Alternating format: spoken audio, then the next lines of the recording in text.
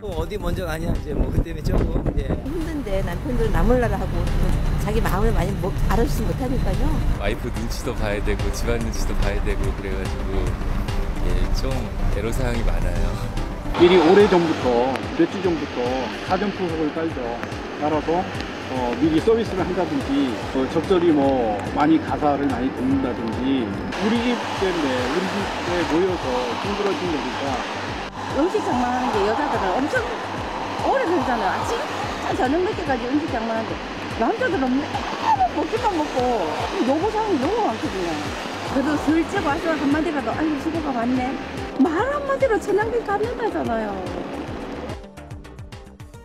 네, 내일부터 시작되는 설 연휴. 그런데 이 긴 연휴가 마냥 밤 같기보다는 이렇게 걱정부터 앞서는 분들이 있을 겁니다. 명절만 되면 해야 하는 이 어마어마한 양의 음식과 또 평소보다 몇 배는 막히는 도로, 또 오랜만에 만나는 친척들의 눈치 없는 잔소리까지 그야말로 전쟁입니다. 네, 명절만 되면 이런 육체적, 정신적 스트레스 결코 가볍게 볼 수는 없겠죠. 스트레스가 높은 상황에서는 사소한 말다툼도 큰 싸움으로 번질 수 있기 때문입니다. 실제로 명절 전후에는 이혼율이 높아지고 가정폭력 신고도 증가한다고 합니다. 일단 3월과 10월은 이혼 상담의 성수기입니다. 그때가 되면은 그때 앞쪽으로 마침 또 설과 추석이라고 하는 명절이 끼어 있잖아요. 네. 그만큼 스트레스가 많고 그 스트레스 수위가 높기 때문에 부부들 사이 갈등이 많고 그 갈등이 결국은 이혼으로 치닫는 건데. 네, 이혼 상담도 성수기가 있군요.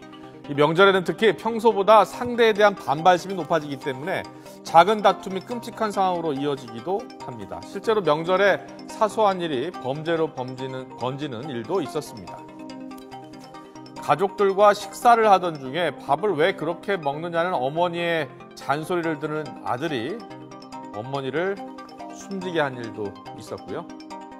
또 아내가 친조카와 시조카에게 준 용돈이 차이가 나는 것을 보고 욱한 남편, 아내의 뺨을 때려서 경찰에 입건되기도 했습니다. 자, 그렇다면 이 긴 명절을 어떻게 하면 즐겁게 보낼 수 있을까요? 가족이 떨어져 사는 것이 보편화된 요즘에 여러 친지들이 모이는 자리는 누구 하나 할 것 없이 부담스럽기는 마찬가지입니다. 특히나 오랫동안 만나지 않았던 가족들이 모이면 대화가 어색할 수밖에 없겠죠. 그렇기 때문에 결혼이나 취업, 육아 등의 일반적인 주제가 이야깃거리로 등장하기 일쑤인데요. 대화가 어려워 등장하는 이런 이야기가 오히려 대화를 더 어렵게 만들 수가 있습니다. 이럴 때일수록 필요한 것은 역지사지의 마음입니다.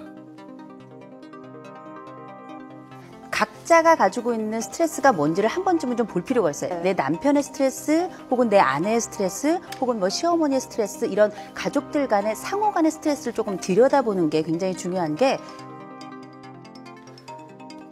그리고요, 말하는 사람 입장에서 위로와 걱정이 듣는 사람에게는 거북하게 느껴질 수도 있다는 점 기억하셔야 합니다. 이럴 때는 걱정하는 말보다 응원의 한마디가 더 좋습니다. 같은 말이라도 조금 더 말을 바꾸어서 이번이 좋은 경험이 될 거다, 너 화이팅 해라, 잘 될 거다, 이런 이야기를 하시거나 아니면 그냥 어깨 정도만 이렇게 툭툭 두드려 주시는 게 오히려 그럼요. 한마디 얻는 것보다 훨씬 더 위로도 되고 관계도 좋아집니다. 친척들만 만나면 불편한 또 다른 이유, 마땅히 할 일이 없기 때문이겠죠. 가족 버킷리스트를 정해놓고 가족과 함께 하고 싶었던 일들을 명절마다 하나씩 해보는 것도 훈훈한 명절을 보내는 데 도움이 될 것 같습니다.